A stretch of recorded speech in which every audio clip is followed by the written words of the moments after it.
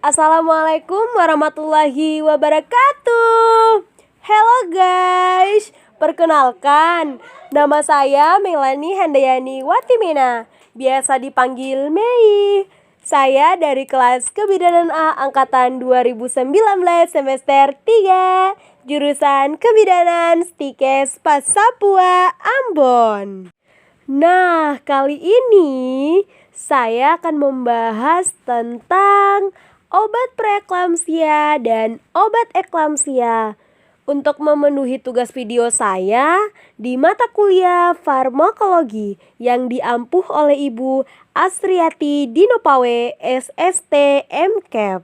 Oke baik, obat preeklamsia dan obat eklamsia. Apa sih itu obat preeklamsia dan obat eklamsia?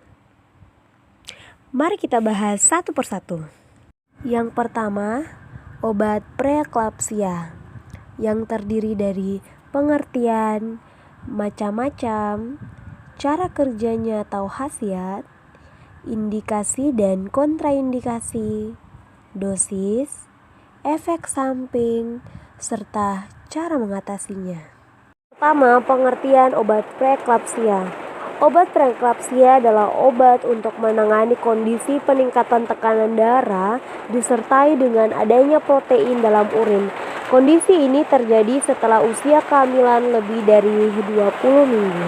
Sedangkan obat eklamsia adalah obat untuk menangani komplikasi kehamilan yang ditandai tekanan darah tinggi dan kejang sebelum, selama, atau setelah persalinan.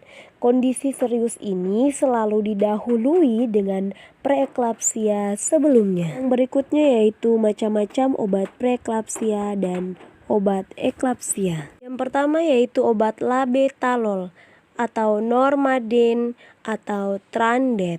Obat ini juga menahan impuls vasoconstricting dan aman untuk digunakan selama kehamilan.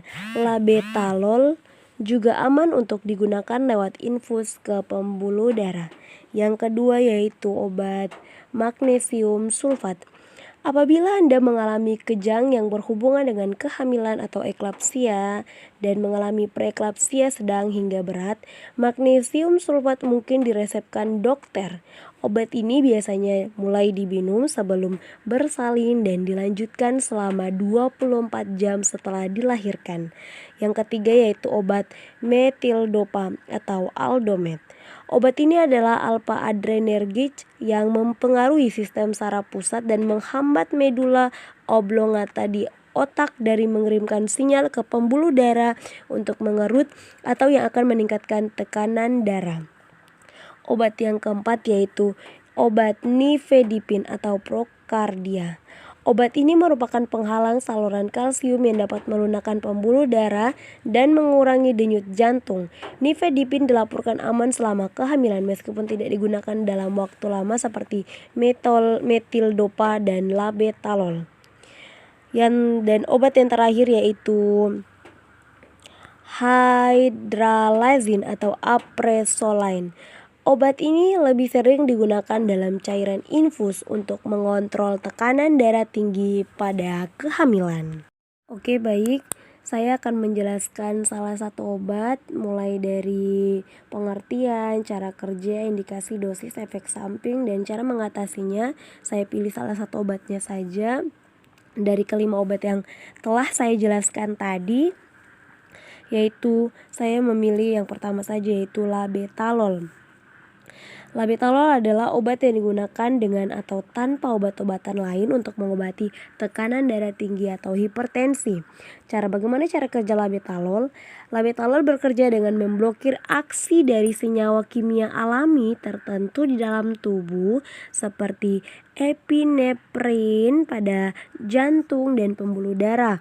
Karenanya, obat bekerja dengan menurunkan denyut jantung, tekanan darah, dan ketegangan pada jantung.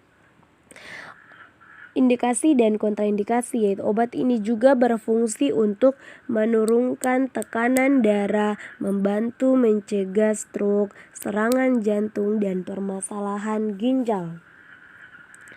Dosis. Untuk obat labetalol dosis untuk orang dewasa yaitu secara umum dosis labetalol pada orang dewasa yaitu 100 mg diminum 2 kali sehari dan akan dinaikkan secara bertahap mulai dari 200 hingga 400 mg. Sementara pada ibu hamil, dokter akan memberikan infus dengan laju 20 mg per jam. Di dosis ini akan berlipat ganda setiap 30 menit hingga respon yang diharapkan tercapai atau sebesar 160 mg. Sedangkan dosis untuk anak-anak belum ditentukan. Konsultasikan pada dokter Anda untuk informasi lebih lanjut. Berikutnya itu efek samping. Efek samping dari labetalol yang pertama yaitu kesemutan pada kulit kepala, yang kedua pusing atau perasaan berputar, yang ketiga mual ringan, yang keempat sakit perut, yang kelima perasaan lelah, dan yang terakhir hidung tersumbat. Yang berikutnya yaitu cara mengatasi. Apa saja yang harus diketahui sebelum menggunakan labetalol?